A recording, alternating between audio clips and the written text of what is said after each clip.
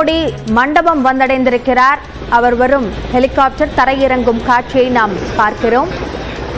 நேற்று முன்தினம் இரவு இலங்கைக்கு பயணம் சென்ற பிரதமர் நரேந்திர மோடி நேற்றைக்கு அவருக்கான வரவேற்பு அங்கு உற்சாகமாக அளிக்கப்பட்டது. அதற்கு பிறகாக சிறப்பு விருதும் அவருக்கு இலங்கை அரசால் வழங்கப்பட்டது. அதற்கு பிறகு அங்கிருந்து இன்று காலை புறப்பட்ட பிரதமர் நரேந்திர மோடி தற்போது மண்டபம் அந்த ஹெலிபேட் தளத்திற்கு வந்தடைந்திருக்கிறார்.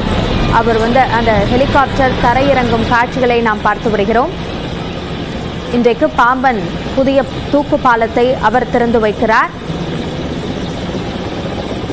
அந்த நிகழ்ச்சிக்காக பிரதமர் நரேந்திர மோடி தற்போது மண்டபம் பகுதிக்கு வந்தடைந்திருக்கிறார். இது குறித்த கூடுதல் விவரங்களை வழங்குவதற்காக நம்முடைய சிறப்பு செய்தியாளர் சுபாஷ் இணைப்பில் இருக்கிறார். அவரோடு பேசலாம். சுபாஷ், பிரதமருடைய இந்த வருகை, இதன் முக்கியத்துவம், இது சார்ந்த விவரங்களை பதிவு செய்யுங்கள். ஒரு பிரதமர் ஒருத்தர் வெளிநாட்டில் இருந்து ஹெலிகாப்டர் மூலமாக இந்தியாவுக்கு வருவது இதுதான் முதல் முறையாக இருக்க வேண்டும். முதல்ல அந்த தகவலை பதிவு செஞ்சாங்க. ஒரு பிரைம் மினிஸ்டர் நம்ம இலங்கை பக்கத்து நாடாக இருந்தாலும் அங்கிருந்து விமானத்தில் வராமல் ஒரு ரொம்ப அருகில் இருக்கக்கூடிய ராமேஸ்வரத்துக்கு சாப்பர் மூலமா மிக் சாப்பர் மூலமா வந்திருக்காரு. அவரை பாஜகவினர் அதே போல மிக முக்கியமான தலைவர்கள் அவரை வரவேற்கிறார்கள். அதற்கான ஏற்பாடுகள் செய்யப்பட்டிருக்கிறது. தமிழக ஆளுநர் RN ரவி அவர்கள் முதல் நபராக பிரதமர் அவர்களை வரவேற்கிறார். அதன் தொடர்ந்து மத்திய இணையமைச்சர் எல் முருகன், அதே போல தமிழ்நாடு அரசு சார்பாக நிதியமைச்சர் தங்கம் தென்னரசு, அதே போல நவாஸ்கனி MP நவாஸ்கனி மற்றும் GK வாசன் நாங்க 2 MPயும், நைனா நாகேந்திரன், வானதி சீனிவாசன் என 2 MLAக்களும் வரவேற்கிறாங்க. அதே போல அதுக்கு அடுத்தபடியாக பாஜக மாநில தலைவர் அண்ணாமலை, H ராஜா, அரவிந்த் மேனன், சுதாகர் ரெட்டி, பொன் ராதாகிருஷ்ணன், தமிழிசை சவுந்தரராஜன், முருகானந்தம், சரத்குமார் ஆகியோரெல்லாம் பிரதமரை ஒரு 20 பேர் வரவேற்பதற்கான பணிகள் அலோ பண்ணியிருக்காங்க. பிரைம் மினிஸ்டர் வரக்கூடிய இந்த நிகழ்வு மிக முக்கியமான ஒரு நிகழ்வு. காலையிலிருந்து நம்ம பதிவு செஞ்சுட்டு இருக்கிறோம். அந்த அவருடைய இந்த திட்டங்கள், மிக முக்கியமான திட்டங்கள் இன்னைக்கு தமிழ்நாட்டுக்கு கொடுக்க இருக்கிறார். அதிலும் குறிப்பாக நம்ம பார்த்தோம்னா சென்னையில் இங்க ராமேஸ்வரத்துல இந்த பாம்பன் புது பாலம் கிட்டத்தட்ட 100 வருஷத்துக்கு முன்னாடி போடப்பட்ட பாலம், அதற்கு அருகே புது பாலம் ஒன்று மிகப்பெரிய ஒரு பொருட்செலவுல கிட்டத்தட்ட ஒரு 600 கோடி ரூபாய் பொருட்செலவுல இந்த புதிய பாலமானது கட்டப்பட்டு திறக்கப்பட இருக்கிறது. நேரடியாக அவர் திறந்து வைக்கிறார். மண்டப பகுதியிலிருந்து நேரடியாக இந்த பாம்பன் பகுதியிலிருந்து அந்த விழா மேடையில பாம்பன் பிரிட்ஜ் மேல இருந்து அவர் அதை ஓபன் பண்ணி வைக்கிறாரு. ஓபன் பண்ணி வைக்கிறது மட்டும் இல்லாம அது வழியா ட்ரெயின் அக்சஸ் பண்ண போறாங்க. அந்த ட்ரெயின் அக்சஸ பார்க்க போறாரு. அதே போல அந்த பாலம் ஓபன் பிரிட்ஜாக இருக்க போகிறது. இப்ப லண்டன்ல எல்லாம் எப்படி அந்த பிரிட்ஜ் இருக்கோ அது போல ஒரு பிரிட்ஜ் முதல் முறையா இந்தியால கொண்டு வர்றாங்க. அந்த பிரிட்ஜ் பாம்பன்ல ஓபன் ஆகுது. அதையும் அவர் பார்வையிட இருக்கிறார். நம்ம பார்க்கக்கூடிய அந்த காட்சி பிரதமரினுடைய அந்த சாப்பர் லேண்ட் ஆகி நிக்கிறத பாக்குறோம். மிக முக்கியமான இந்த பிரிட்ஜ் ராமேஸ்வரம் மக்களுக்கு ஒரு வரப்பிரசாதமாக ஹை டெக்னாலஜி வைஸ்ல இதை கொண்டு கொடுத்திருக்கிறாங்க. அதுக்கு அடுத்தபடியா எம்பவரிங் தமிழ்நாடு நம்ம தேசிய நெடுஞ்சாலையுடைய அமைப்பு சார்பாக மைகா நேஷனல் ரோடு அவங்களுடைய சார்பா 4 இடத்துல 4 வழி சாலையானது அமைக்க இருக்கிறாங்க. வாலாஜாப்பேட்டை, ராணிப்பேட்டை அங்க ஒரு 4 வழி சாலை சித்தூர் ஜங்ஷனை இணைக்கக்கூடிய வகையில அது அமைக்கப்பட இருக்கிறது. அது ஒரு அந்த NH 40 அது நடக்க போகுது. அதுக்கு அடுத்தபடியாக பாத்தீங்கன்னா பூண்டுக்குப்பம், சட்டநாதபுரம் அங்கேயும் ஒரு 4 வழி சாலை NH 32 நடக்க போகுது. சோழபுரம், தஞ்சாவூர் இடையே ஒரு 4 வழி சாலையானது நாகப்பட்டினத்தை ஜங்ஷனை இணைக்கக்கூடிய வகையில அது NH 36 நடக்க போகுது. விழுப்புரம், பாண்டிச்சேரி இடையே ஒரு 4 வழி சாலை NH 332 நடக்க போகுது.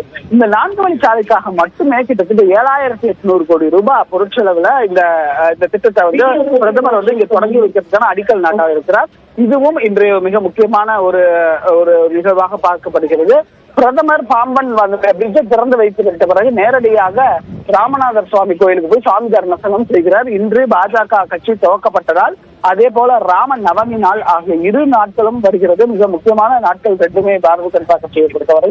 அந்த கட்சியினுடைய மூத்த தலைவர், கட்சியினுடைய முகமாக பார்க்கக்கூடிய பிரதமர் அவர்கள் நேரடியாக அந்த கோயில்ல போய் சாமி தரிசனம் செய்வார். சாமி அதாவது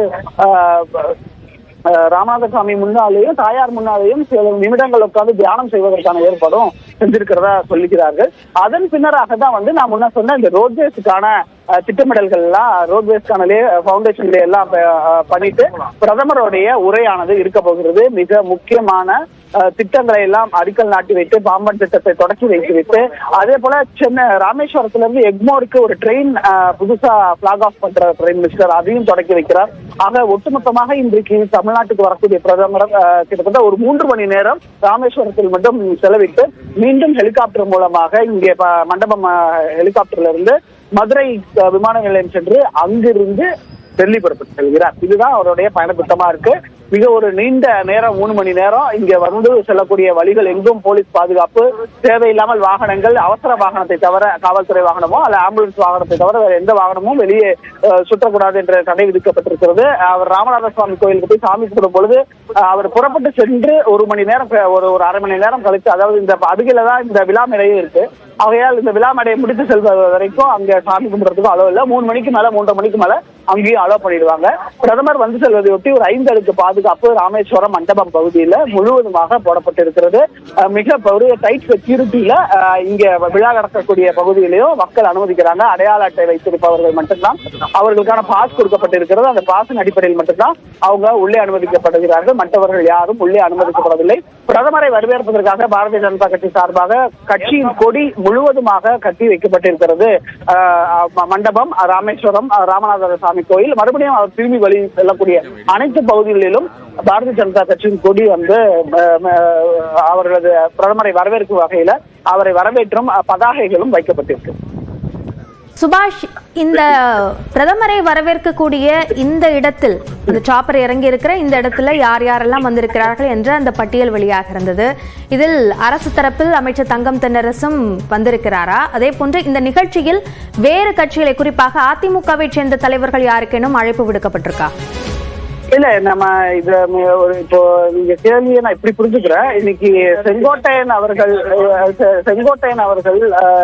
தூத்துக்குடியில மத்திய நிதியமைச்சரை நேற்று இரவு சந்தித்தாக தகவல் இருக்கிறது. அதை முடித்து விட்டு அவர் தூத்துக்குடி வந்திருக்கிறார். தூத்துக்குடியிலிருந்து சாலை மார்க்கமாக அவர் ராமேஸ்வரம் புறப்பட்டிருப்பதாக சொல்லப்பட்டிருக்கிறது.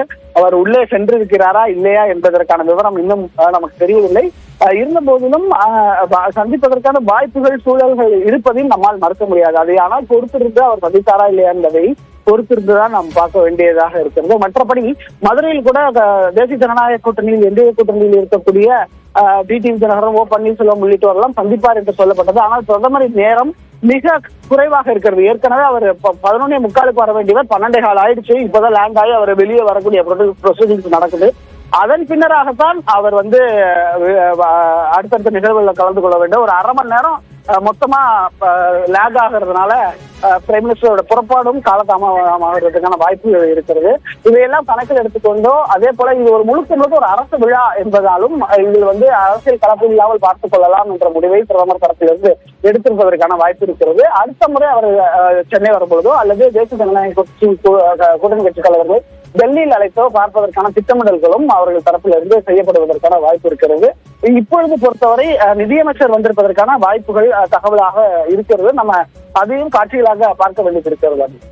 சுபாஷ், இப்போ நம்ம காட்சிகள்ல பாக்குறோம், பிரதமர் நரேந்திர மோடி அவர் வந்த அந்த சாப்பர்ல இருந்து இறங்கி வந்த பிறகு ஆளுநர் RN ரவி அவரை முதலாவது ஆளாக வரவேற்றார். அதன் பின்னர் மத்திய இணையமைச்சர் எல் முருகன், அதற்கு பிறகாக நிதியமைச்சர் தங்கம் தென்னரசு, பின்னர் தமாக தமிழ் மாநில காங்கிரஸ் தலைவர் GK வாசன் உள்ளிட்டவர்கள் வரவேற்றார்கள். அதே போன்று சட்டமன்ற உறுப்பினர் வானதி சீனிவாசன், பாஜக மூத்த தலைவர் தமிழிசை சவுந்தரராஜன் ஆகியோர் பிரதமர் நரேந்திர மோடியை வரவேற்பதற்காக அந்த இடத்தில் நிற்கிறார்கள்.